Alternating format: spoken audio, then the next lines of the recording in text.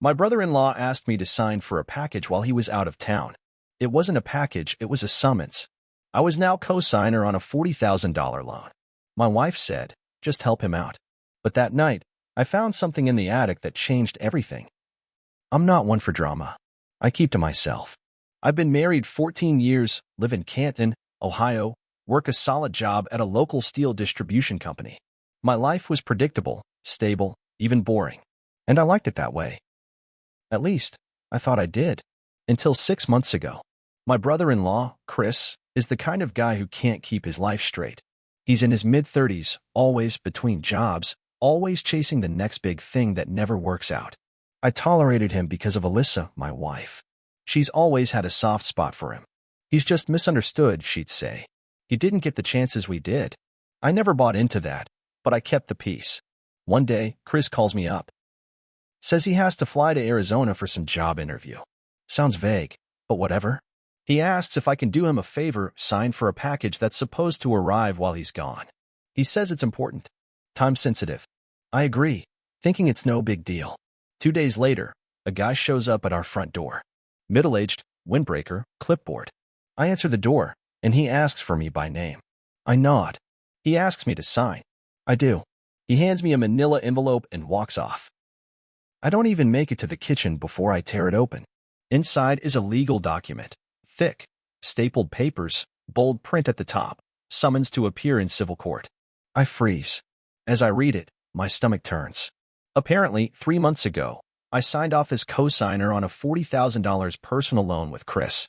Only, I didn't. There's a signature that looks like mine, but I sure as hell didn't put it there. My name, my address, all listed correctly. I sit down at the kitchen table in silence, staring at the papers. My hands are shaking. I can barely breathe. That evening, Alyssa comes home from her shift at the clinic. I show her the summons, expecting shock, anger, confusion, something.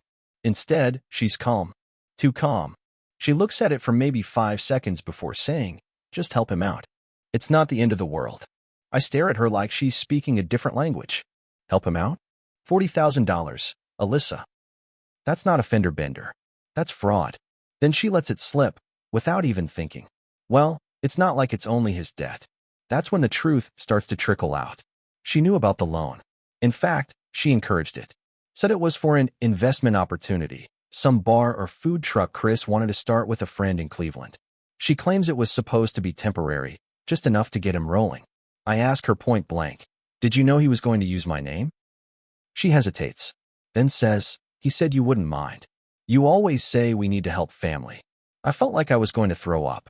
I told her I was calling a lawyer first thing in the morning, that I was going to fight this. She begged me not to, said it would ruin Chris, said it would ruin us. She looked me in the eyes and said, please, don't do this. It was a mistake, but we can fix it together. That night, I couldn't sleep. I sat on the couch, staring at the ceiling, while Alyssa cried upstairs. Around 2 a.m., something told me to check the attic. I don't know why. Just a feeling. We store all our tax documents and old files up there.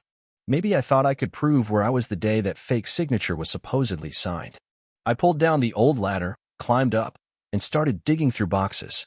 Mostly junk. Old Christmas decorations. Baby clothes. Then I found a bin I didn't recognize.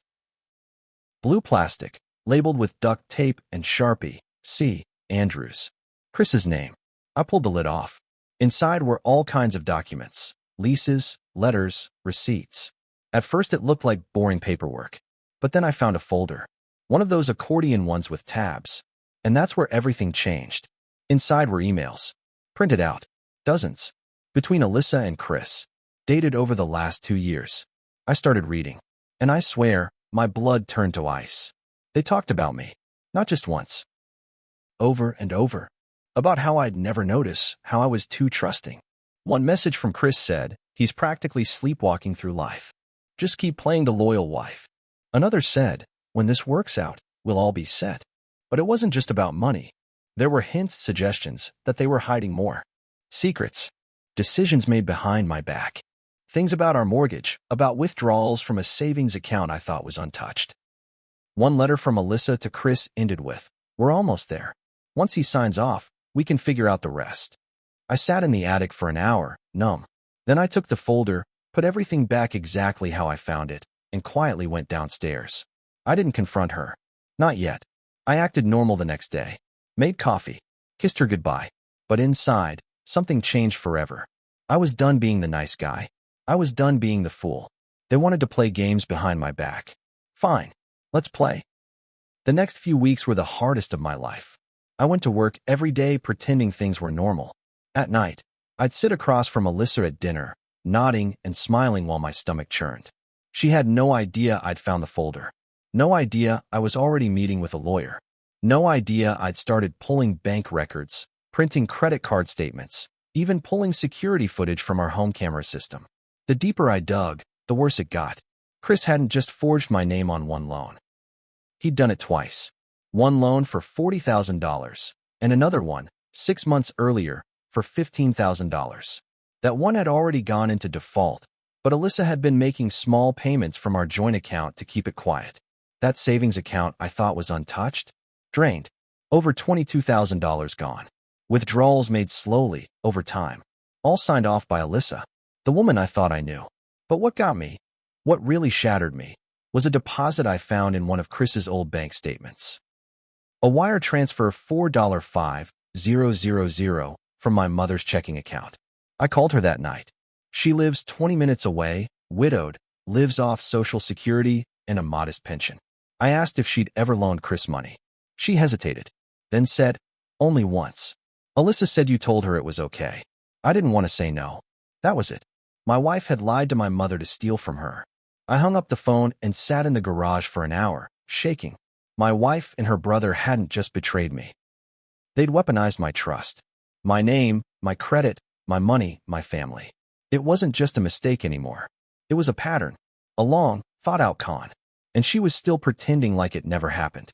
The next day, I told Alyssa I was going on a weekend work trip, some training conference in Columbus. She kissed me on the cheek and told me to drive safe. But I didn't go to Columbus. I stayed in town. I rented a room at a motel on the edge of the city. I spent the entire weekend building my case. Scanning emails, organizing files, tracking every transaction. I even called Chris's ex-girlfriend, Marla. I remembered she used to complain that he kept borrowing money and ghosting people. We met for coffee. She showed me texts from last year, Chris bragging about getting one over on the brother-in-law. He even sent her a picture of a signed document, bragging, told you he'd fall for it. I asked if he ever mentioned Alyssa. She looked me in the eye and said she was always part of the plan. I drove home that Sunday and walked into my house with a new kind of calm. I wasn't going to yell.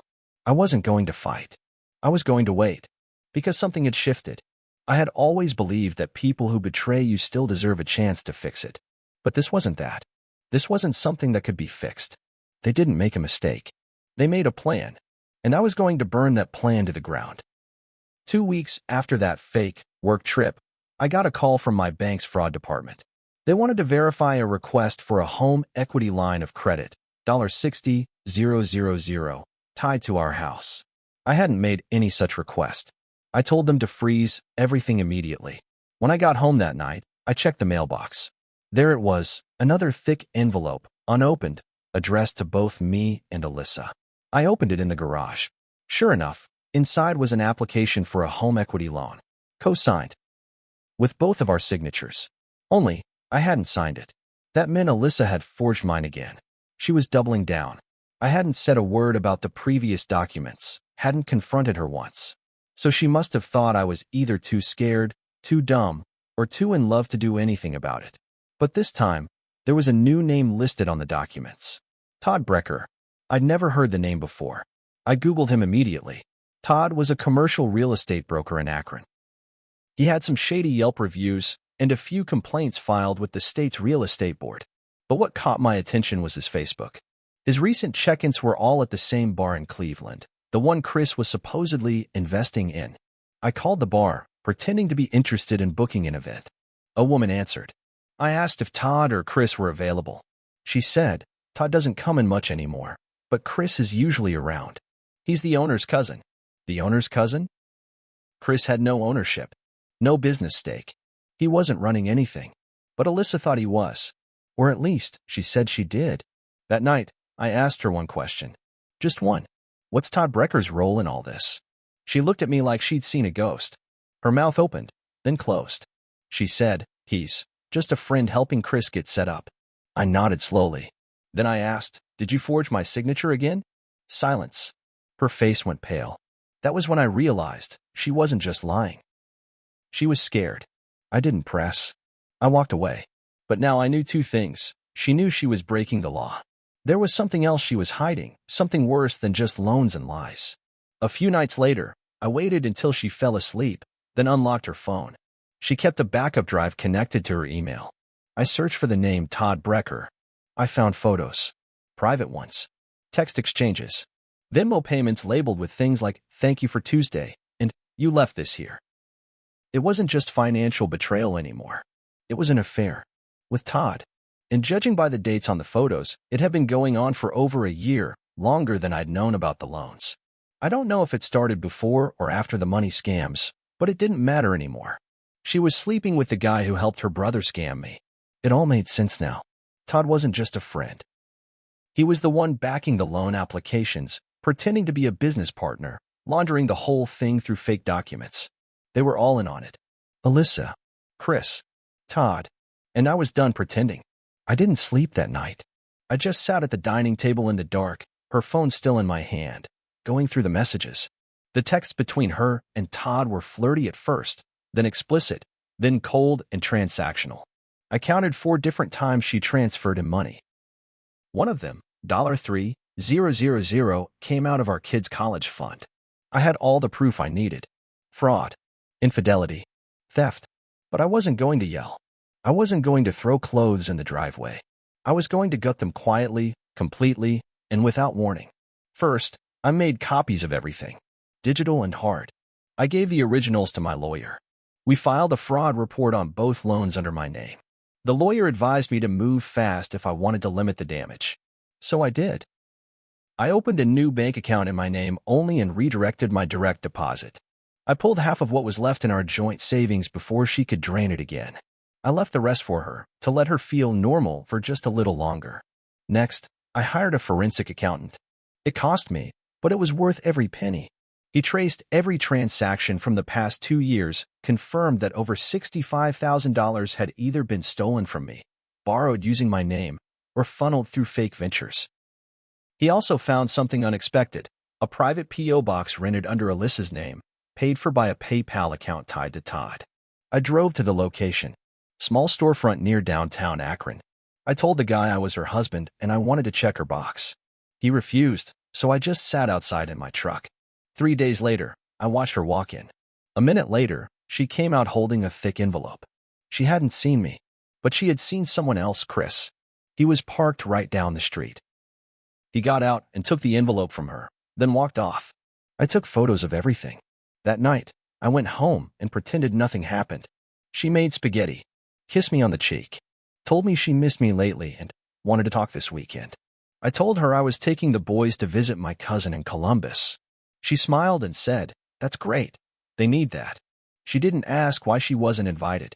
That Friday, I packed the kids' bags, loaded the truck, and we drove out early. We really did stay with my cousin for exactly 2 days. Then I drove back Sunday morning. Alone. I had told Alyssa I'd be back Monday, but I walked through the front door at 10:30 a.m. Sunday, unlocked with my key. She wasn't expecting me, and I wasn't alone. Standing right behind me was the man she never expected to see, Chris's old girlfriend, Marla. The one he ghosted. The one he owed $8,000 to. The one who had every reason to help me bring him down. When Alyssa came out of the bathroom that Sunday morning, her face dropped. She was still in a t-shirt and slippers, holding her coffee.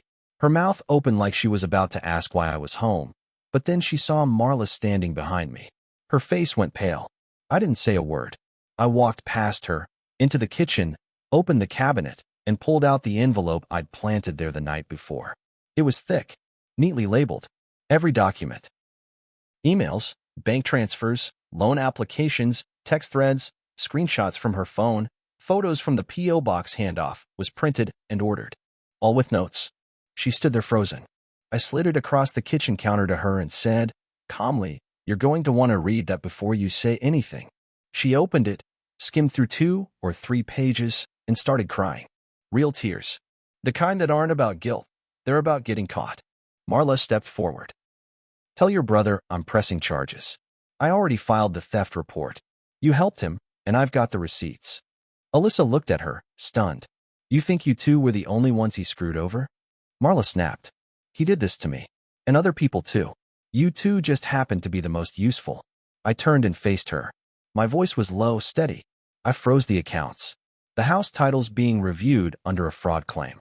The $40,000 loan and the $15,000 loan.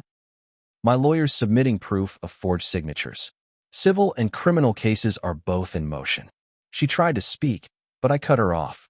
I also reported the P.O. box to federal mail fraud investigators. You think they won't be interested in a fake business address used to funnel money and forge loan paperwork? That was when the panic started. She begged. She pleaded. She dropped to the floor like a scene out of a bad movie.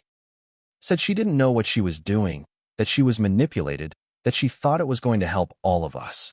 I looked down at her, and for the first time in months, I didn't feel confused. I didn't feel hurt. I felt done. I already filed for divorce. You'll be served by Thursday, I said. And if you or Chris try to touch me, my job, or the kids again, I'll press every charge I can and go public. I've got backups. Everything's documented. Then I gave her one last envelope. This one from my lawyer. Inside was a notarized statement laying out her involvement in the fraud, in exchange for me not pursuing full criminal charges if she signed full custody over to me and walked away from the house. She signed it the next day. Chris? He got arrested 3 weeks later. Turns out, I wasn't the only person he forged.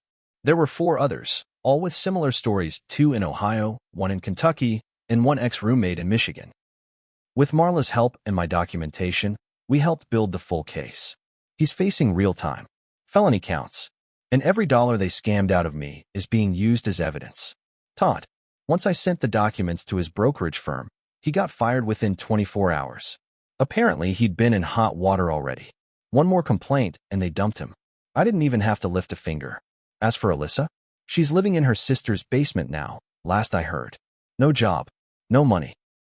She tried messaging me a few times, asking if I'd reconsider. I didn't answer. I've got the kids. I've got my job. I've got my peace.